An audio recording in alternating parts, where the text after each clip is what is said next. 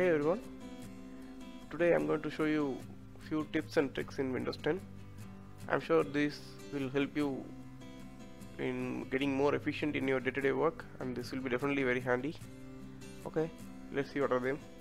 Frequent activity which everyone does is to find the properties of a file, and we all used to right click on the file and then click properties, then the properties window appears with all the details.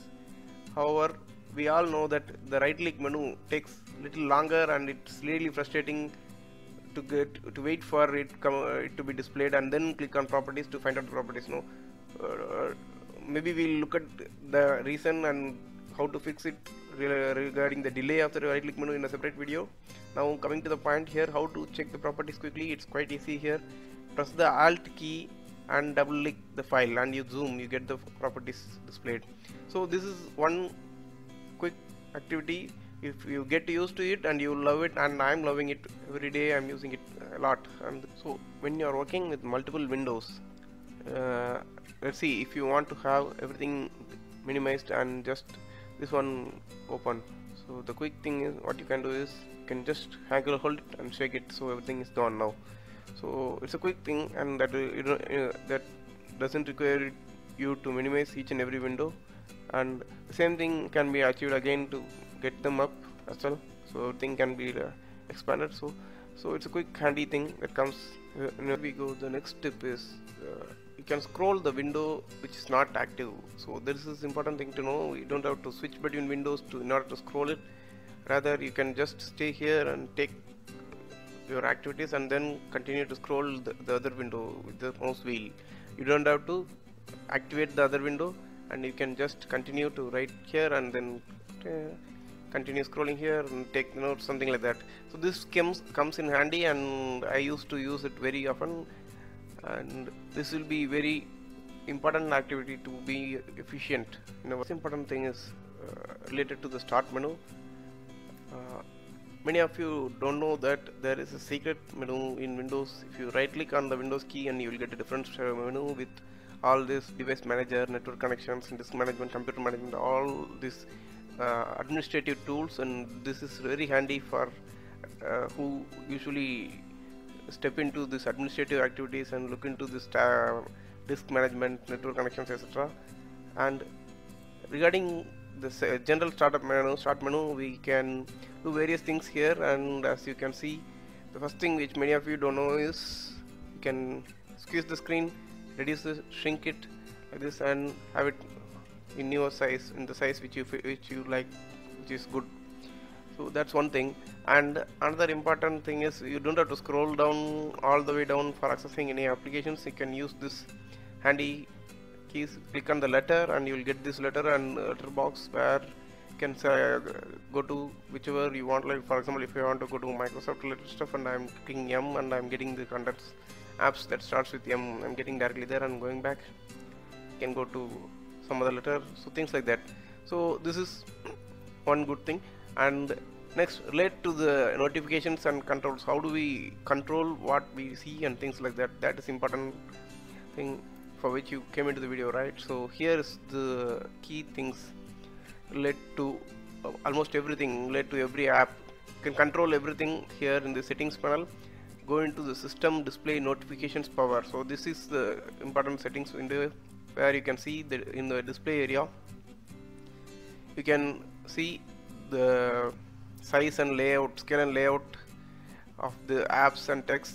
Here it's a general thing, but into the notifications area, if you can see, there's a lot of controls here. So this is one good thing which you want to know. Get tips and tricks, suggestions as you use Windows. This, if you turn off and you make so you will stop getting unwanted notifications. And so here is the app level control, so you can turn off specific apps and that from which you don't want to get any notifications displayed in the notification area. So that's one thing here.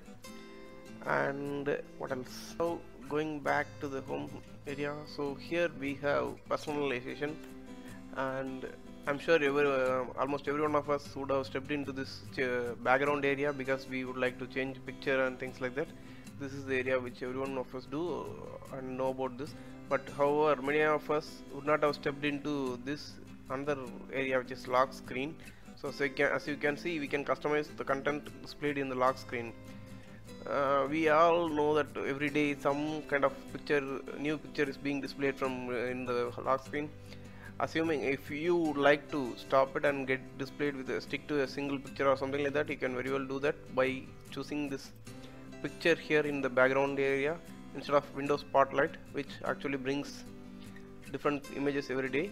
So this would be required in terms of some organizations using static image, something like that. So, and also you can customize the information that is displayed in the lock screen. So here, as a default one is the calendar app. So the content, the day and date is displayed here. However, you can change it to different thing as well. Also, if there is any important quick notifications to be displayed, you can customize the list of apps that are allowed to display the information here in the lock screen. So that's important things about lock screen area.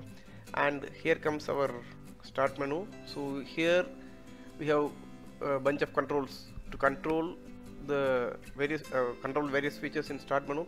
And here is one thing which you might want to know about: occasionally show suggestions in the start. So if you turn this, you may not get unwanted notifications and ads. If you like to have it switched on, then you can leave it on.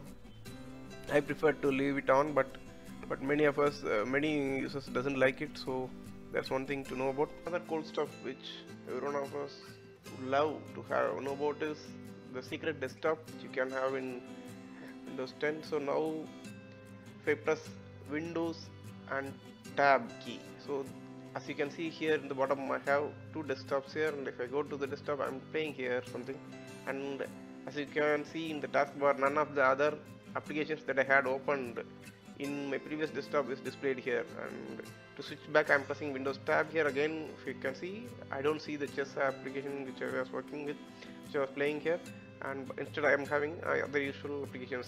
This is kind of a secret desktop which we can have switch between, and it's fun to have, right? Hope you all like these tips, and please subscribe to the channel. We'll catch up in the next video soon.